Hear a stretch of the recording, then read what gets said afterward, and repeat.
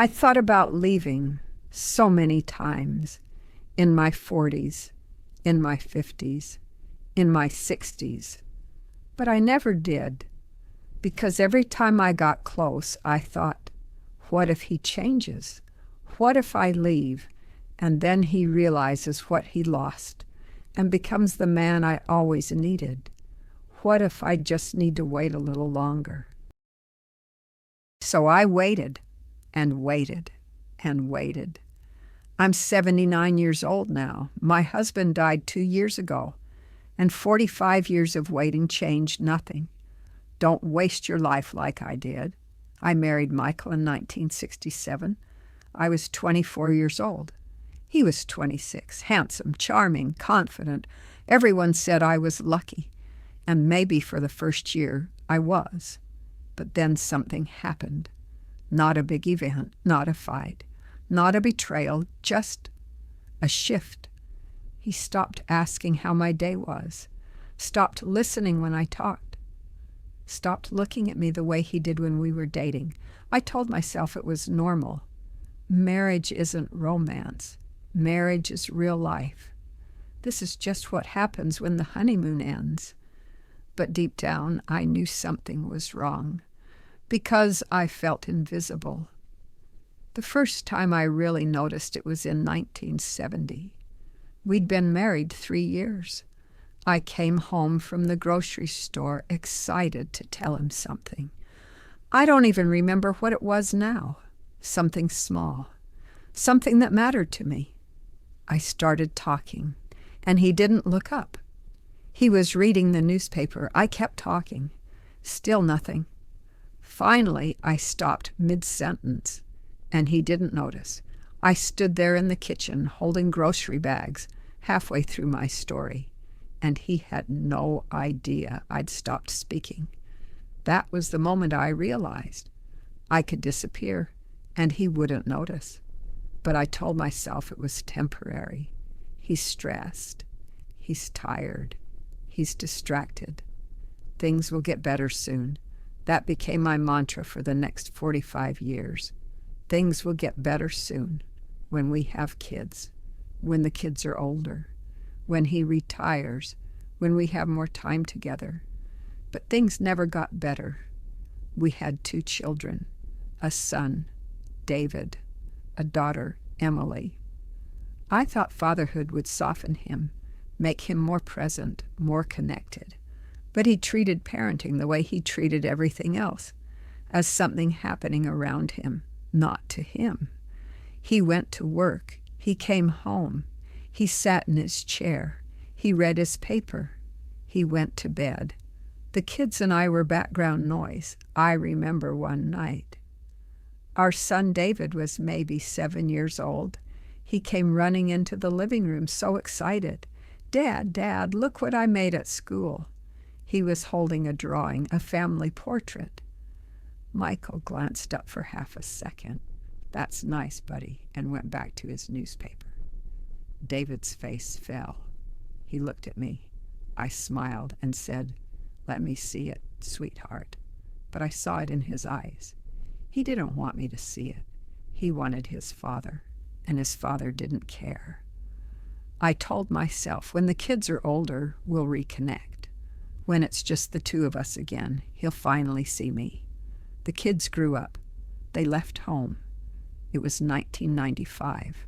Just Michael and me. Empty nest. I thought, this is it. This is when things change.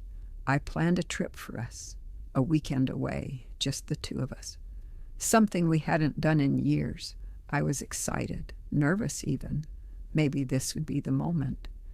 We drove 3 hours to a little bed and breakfast in the mountains. Beautiful place, quiet, romantic. We checked in, unpacked, and then Michael turned on the TV. He sat there watching sports the entire weekend. We barely spoke. I tried to start conversations. "Isn't this place lovely? Should we go for a walk?" Maybe later. Later never came. On the drive home, I cried silently in the passenger seat. He didn't notice. I kept waiting.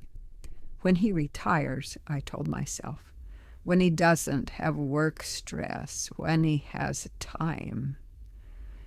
He retired in 2005. He was 64. I was 62. Finally, I thought, finally, we'll have time together. But retirement didn't change him. He just replaced work with golf and TV and projects in the garage that never got finished. I was still invisible. I'd make dinner. He'd eat in front of the TV. I'd try to talk about my day. He'd nod without listening. I'd suggest we do something together. I'm tired, he'd say, always tired. Too tired to talk, too tired to listen, too tired to see me, but never too tired for golf with his friends. Michael died in 2023. He was 82. I was 77. Heart attack. Quick. No warning. People said I was lucky. At least he didn't suffer. At least you had all those years together. At least you got to say goodbye. But I didn't say goodbye because I was never really there to begin with. Not in the way that mattered. I was a wife, a mother, a housekeeper, a cook. But I was never a person he saw. At his funeral, people came up to me.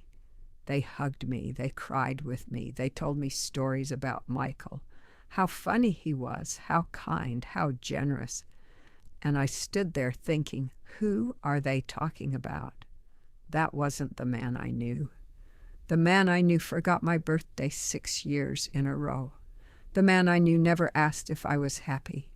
The man I knew lived in the same house as me for 56 years and never really knew me.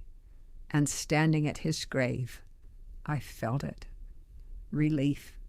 Not because he was gone, but because I finally stopped waiting. I'm 79 now, and here's what I know. People don't change because you wait for them to. They change because they want to.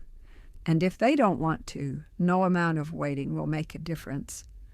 I waited for him to ask how I was, to notice when I was sad, to care about what I cared about, to see me, but it never happened. Not because he couldn't, but because he didn't want to. That's the hardest truth. He wasn't incapable. He just didn't think I was worth it. If you're in a marriage right now, waiting for your partner to change, listen to me. Stop. Stop waiting. Because here's what waiting costs. It costs your time. It costs your happiness. It costs your sense of self. It costs you the life you could be living. I might have 5 years left, maybe 10 if I'm lucky, and those years are mine. Finally mine. But I lost 45. Don't do that. Don't waste your life waiting for someone to see your worth. If they don't see it now, they won't see it later. You know what's strange? Since Michael died, I've been happier than I was in 45 years of marriage. Not because I'm glad he's gone, but because I'm finally free. Free from waiting, free from hoping, free from pretending that one day things would be different.